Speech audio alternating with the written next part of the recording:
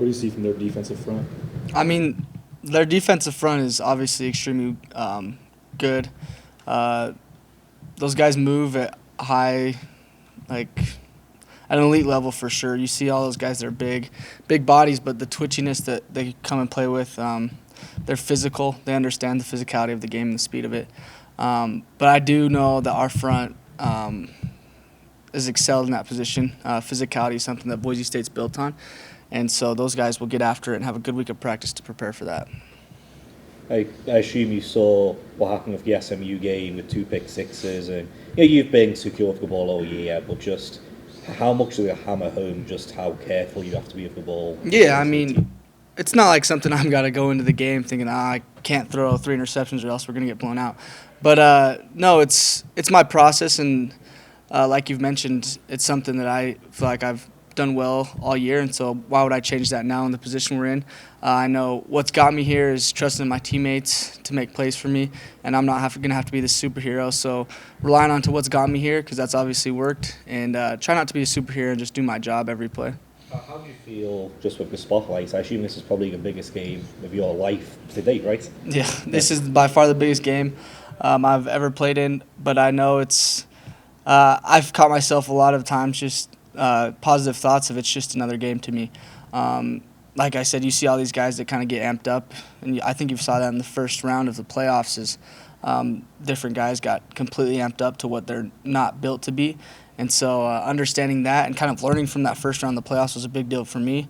Obviously, I can look at that and just know that I can do my job and play the way I need to. You talked about, even like when we talked to you back in August, just about that chip on your shoulder is always there, and that's kind of how you play with. As a team, I mean, not a lot of folks are giving you much of a chance in this game, it seems like, nationally. Are you guys kind of thriving off that underdog role? Yeah, 100%. And I think, Matt just kind of talked about it. That's what Boise State has essentially been built on. It's crazy, man. I think it's like 11-point underdog kind of thing. And, yeah, they're good. They're really good, but also I know the Boise State Broncos are really good, and the competition level is going to be extremely high with what's at stake. And I got a lot of trust in these guys in this building. I don't know if disrespectful is the right word, but when you do see that point spread and you see a lot of people saying, hope we don't get more blowouts in round 2 with the matchups now and all this kind of stuff based on how good you think you are and what you've put on paper this year in terms of your record and what you've done, how do you kind of react to the lack of people giving you guys a chance in this game? Yeah, I think I kind of essentially knew that was going to come with the position that we were going to be in. A lot of people like to count this group of 5 out, and to me we're a different level of group of 5. Our only loss is to the number 1 ranked team in the country that's undefeated, and so I know, and everyone in this building knows what we can bring to a football game and the level of football that we play at, and so I know everyone in this building is essentially going to be ready. I know they will. Penn State's numbers against the run really good. I think they've allowed 1 100-yard game all season. When you look at the teams you faced in the conference leading up to this, what do they do differently that makes them so stout versus some of the other teams you faced? Yeah, honestly, I think when you look at Penn State compared to some of the conference games that we faced, it basically just comes down to the key point of tackling. Those guys can make one-on-one tackles when essentially other places couldn't. It's not like they're doing anything schematically that's drastically different, but those guys they're all athletes over there, and so they're a very well coached defense. They're in the right spot most of the time, and so comparative to other teams that we've played, you kind of catch those guys out of position when Penn State really is not, and even when they are, they have the athletic ability to kind of make up for the loss of position. When was the first time that Dirk Cutter maybe expressed you had confidence in what you can do? Because I heard you might even go back to even your true freshman year here. Yeah, my true freshman year, I remember, I think it was Nevada. I know I ended up playing that game, but I think that was the first game he kind of told me, hey, you're going to be our backup quarterback. And I kind of knew, we had a relationship to where he could be honest, hey, I know you're in this spot, and kind of run away from it. But as terms of this year, I think it comes down to fall camp. Obviously, early in camp, it was kind of a little bit of a struggle. There was those days I was like, ooh, I don't know if I want to do this anymore. But he came and grabbed me and was just he had all the confidence in the world in me. And hearing that from a guy with the knowledge and experience that he has obviously stuck with me. And so understanding that is kind of what strives me. And I know he trusts me, and at the same time, I trust him to amounts I don't know if I've trusted people before. Speaking of trust, how much trust do you have in Cage Casey? Oh, I mean, that's one thing that people are always like asking, like, especially this game, those guys, those defensive ends that are really good. We got the best tackle in college football, and I think he does an awesome job of preparing and physically understanding what guys are going to do and what they're going to bring to the table. And it's going to be kind of fun for him to go up against this opponent of a defensive line because those guys are extremely talented, but so is Cage. Like just like you said with Dirk, the experience he has and everything he's done. Is there something about him that stands out that he does different that you don't really see in other coaches that might just be because of his years of experience? No, I wouldn't say there's something that extremely stands out, but it's just a simplicity that I think for me, and it's helped me, of what he teaches. Obviously, he's taught it for so long. He understands where the ball's going to go on certain looks and certain stuff like that. And so, like, being taught in a simple way has helped me immensely. And that's one thing that I can mention. There's obviously several things that he brings to me and, like, helps me, but that is one thing for sure that I know helps me. I mean, you've had a number of different offensive coordinators, even in your somewhat short time of being here, but, like, how crazy is it that most of it has now been with Dirk Cutter? Yeah, it is crazy. I mean, like you said, it is the most, but it's a blessing for sure, and I think that's kind of helped. A big part of the quarterback to coordinator relationship is what people kind of miss out on, and so being able to have that relationship with Coach Cutter where I could go say certain things to him and he could say certain things to me to where it's putting our offense in the best position is a huge deal. Speaking of crazy, I mean, there's only 3 quarterbacks in the history of the school that have started in this game, in the Fiesta Bowl. To be number 4, and then just to hopefully be the 4th to win it, I guess. Just you're etching your name into the history of this program here. I mean, and it's a pretty strong history. What's this mean to you? Yeah, I mean, you just mentioned the biggest part of it. The tradition of quarterback here itself is elite, and then you add for the Fiesta Bowl a whole nother category is also elite. And so being able to be in this position is just such a blessing. I know I'm going to look back on this 30, 40 years from now and just honestly still be in disbelief that I'm in the position I am, and I'm so grateful for it. What are you most proud of what you've been able to accomplish individually for you this year, from being a first-time full season starter or whatever? Like, what's like the thing that you look back on and you did right? Yeah, I mean, personally, I've never tried to sell myself short of hard work, and that's something that I know I can look back on. And even there's times where if I'm struggling with certain things, I look back to those moments in the summer of myself, of what I did with certain guys to kind of get myself better. And that's where I'm proud of myself because I know I've came a long way in the way I prepare in what I do to try and put myself in a good position, not just for myself, but for the team. Maddux, like you said, you'll be looking back 30, 40 years, this week, this Fiesta Bowl.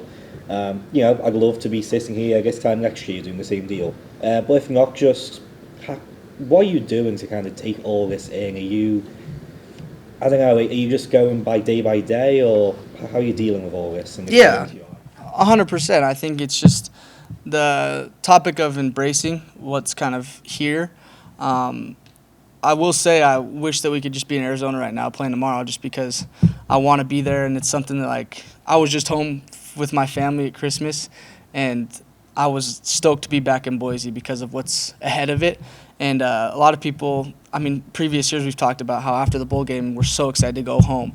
But I know I want to be playing deep into January just because of the love that I have for this team. And I know some people might want to say this is a once-in-a-lifetime opportunity, but I know the guys that are in this building, and we're just going to continue to work and get better as a program and stuff. So like you said, 30, 40 years from now, it's something I'm going to look back on and just be extremely blessed and know I was spoiled to be in that situation. How does the tournament, style to this change things too, where it's not it may not be your last game, and then just with the bracket and seeing who wins and advances and just knowing that if you win, there's another opportunity. Like, how does that change things? Yeah, I mean, like I kind of just mentioned, it's one of those things that bowl games, like, you want to win a bowl game after you're done winning. You want to win a bowl game. That's part of a goal here.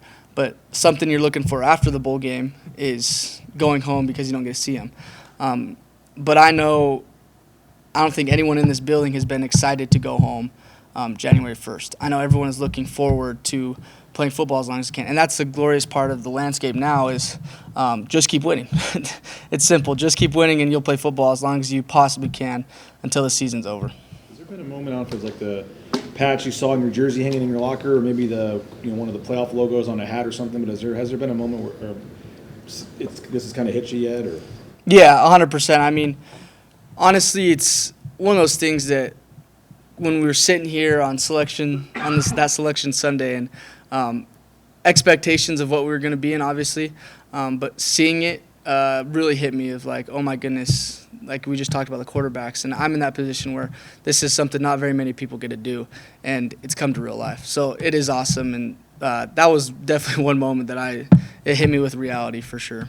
To advance, is there something you think the offense needs to especially do well? Yeah, I mean, I think offensively, I know we play to our strengths already, and I know there's certain guys that are on that whole page of playing to our strengths. And so I don't think we try and do something that's extremely out of the ordinary of being a superhero. I know I just talked about it for myself, but it goes as a full offense of the pure trust that we've built all year long, understanding that it's good enough to get us where we need to go and win a national championship. What'd you do over Christmas? How much time did you appreciate the time to? You said you're looking forward to getting back, but how much did you appreciate a moment away here? Yeah, I mean, it was awesome, and like I got to talk to a lot of people back home, and just Christmas is a big deal for me, and just being around my family is essentially a big deal, and so that was really it, full of family time, playing games, but there wasn't really a moment that I was kind of like away from Boise and football, which is something I've never really caught myself in that. But I know my seriousness that I've kind of prepared for all year is almost 10 times more now, essentially just what's at stake.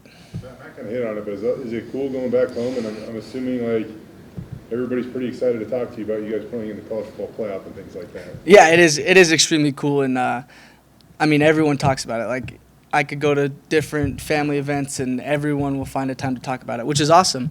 And I mean, I had a good conversation with my dad about it. It's just embracing the fact that I'm in this position because if I'm never in this position again, I'll regret kind of shying away from even talking about it. So it is cool to see family, friends, and support back home that are cheering on just as much as Bronco Nation does. Oh, it's fun to see. All right, Woostro, we'll start with you.